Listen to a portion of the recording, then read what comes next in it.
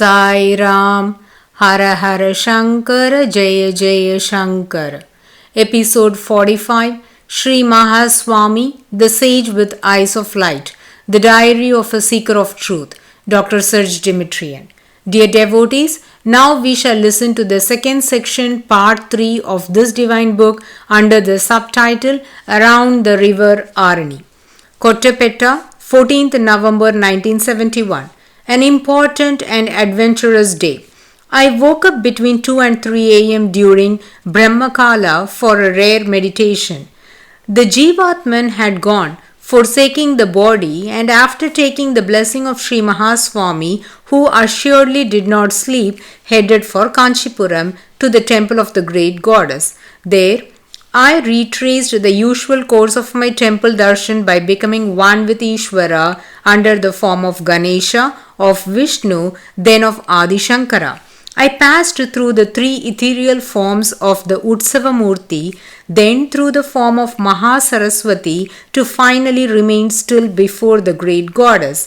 This time, the mother of the universe taught me how to meditate on her under the form of Chandramaulishvara in Spatikalinga with the three-branched golden bilva atop of her head. I rarely had been able to meditate so powerfully and so efficaciously.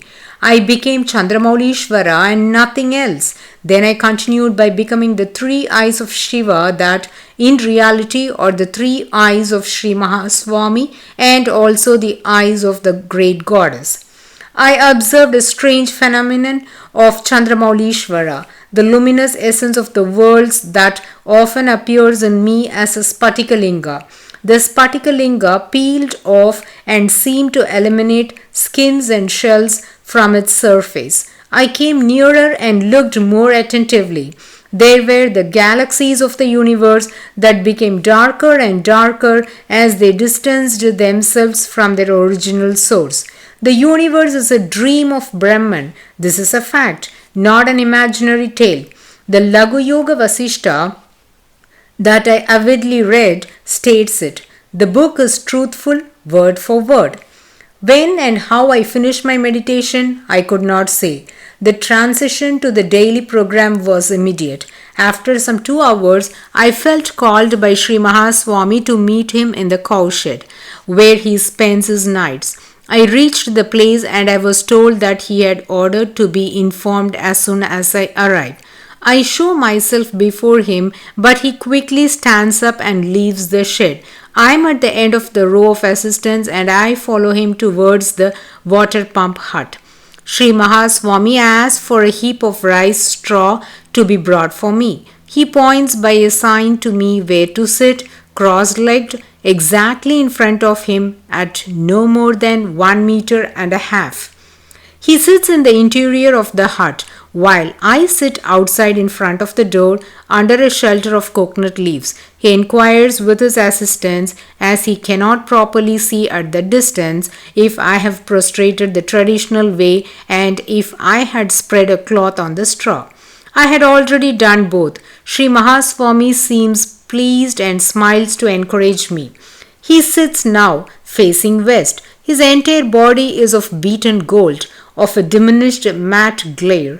His eyes contain only light. The eyelids, the white, the iris in ascending degrees until the steady lightning in the middle of the pupil.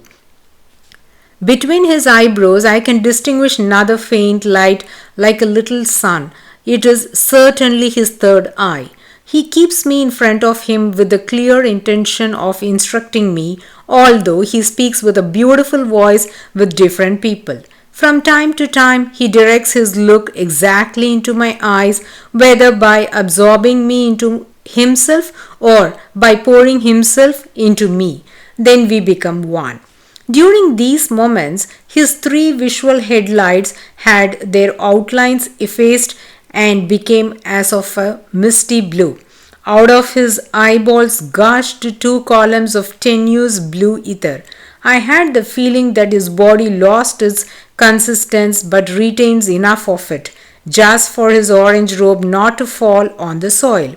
After some time, he reassumes his aspect of matte gold. I am near enough as to study his face. The traits are expressive beyond the ordinary. The figure is delicately chiseled in the minutest detail. This is true for his entire body. The exterior being of Sri Mahaswami expresses his interior reality. On his forehead, he has 3 or 4 horizontal lines finely drawn. Between his eyebrows, I have clearly seen a vertical crest, a fold of the skin prominent by a good centimeter. It is about 2.5 centimeter long and 1.5 wide. Both ends, superior and inferior, are slightly rounded. This crest of the skin is more undulating and darker. Certainly, here is the location of his third eye. Sri Mahaswami had so often identified himself during his long life with Shiva that he has come to resemble the great god. The rain starts and under my shelter it pours down the same as outside. I continue to stay in front of Sri Mahaswami, trying to protect myself as much as possible under an umbrella without unduly touching the metal parts. I force myself to remain seated in spite of the cold weather and my numb legs. Generally, I almost never succeed in sitting more than 20 minutes in the cross-legged position, Padmasana, which for my Indian friends is the most comfortable and logical posture. Swamiji seems not, or he does not want to observe anything. Well, I will continue. From time to time, he stops talking, looks down and frowns. His facial expression changes. Who knows what shoals of my heart are inspected? I had to endure a short period of mental agitation. Then it was possible to be recomposed in front of him with the same course of meditation as during last night, but with some difficulty due to the exterior conditions. Sri Mahaswami understood my predicament. Soon I was left alone in front of him as all the visitors and all the assistants who were serving him inside the cowshed went out. A meditative peak was created in which I fully lived the nature of Chandramaulishvara with a 3-fold or trilobate bilva leaf on the top of his head.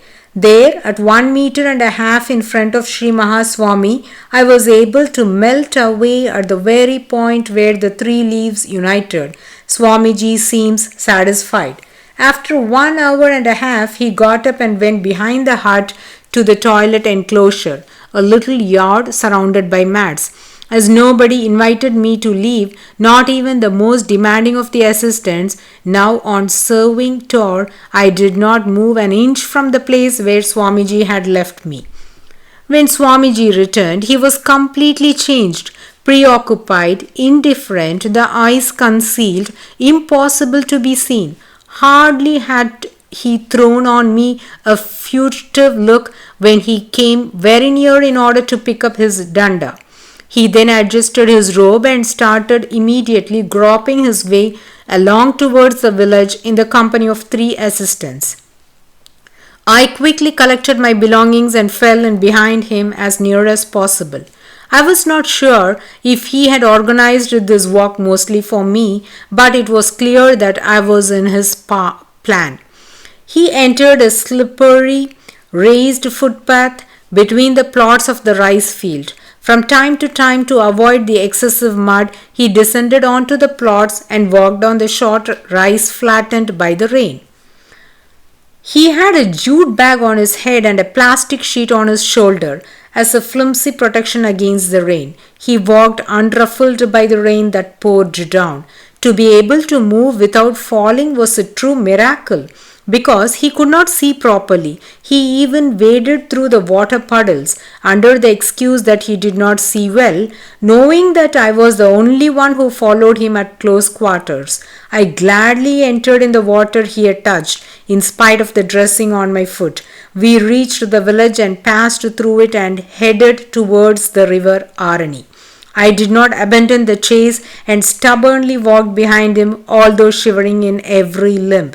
At the river, he took a quick bath, Here, before me, at the age of 77 years, was a saint inured by asceticism, so much so that he could bathe undeterred by icy water. I prudently remained on the bank and sprinkled a few drops of the water from where he had plunged.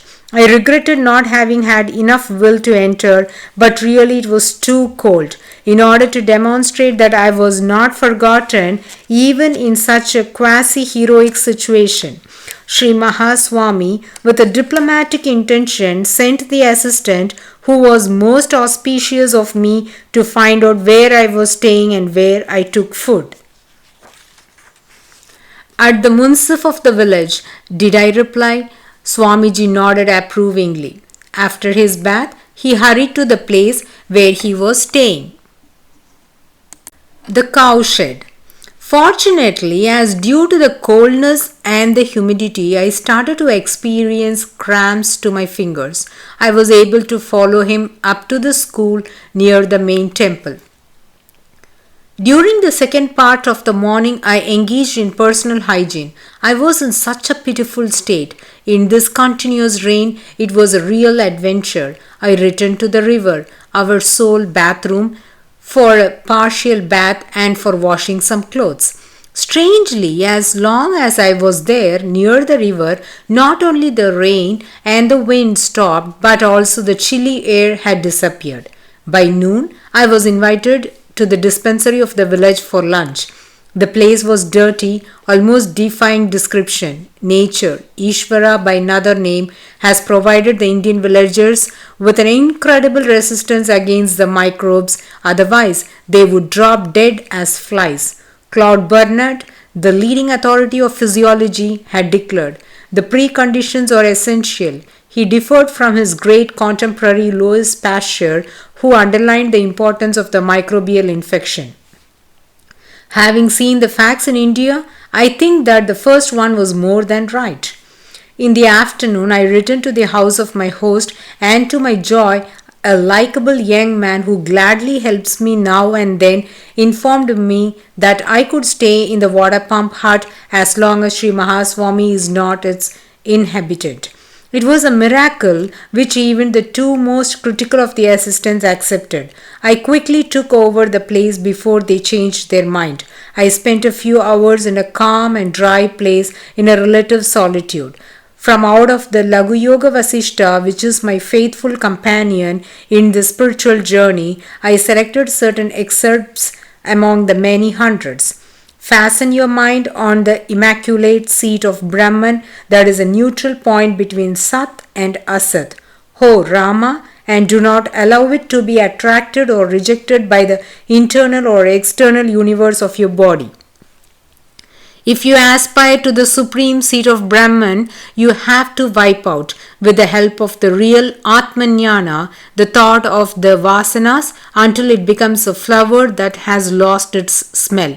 That is Vasana. Those within whom Atmanyana starts rising up will continue their chores in the world without being subjected to them. They will not withdraw from the terrestrial activities without aspiring to the blooming gardens of paradise.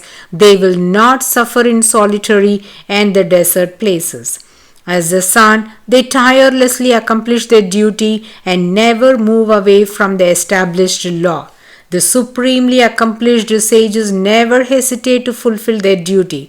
This is the way you should behave. Ho Rama. Devotees, we shall continue to listen to Around the River Arani in the coming episode, bowing at the holy feet of the Gurus. Aum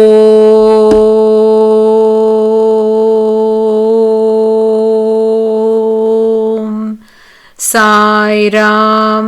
Hara Hara Shankara, Jaya Jaya Shankara.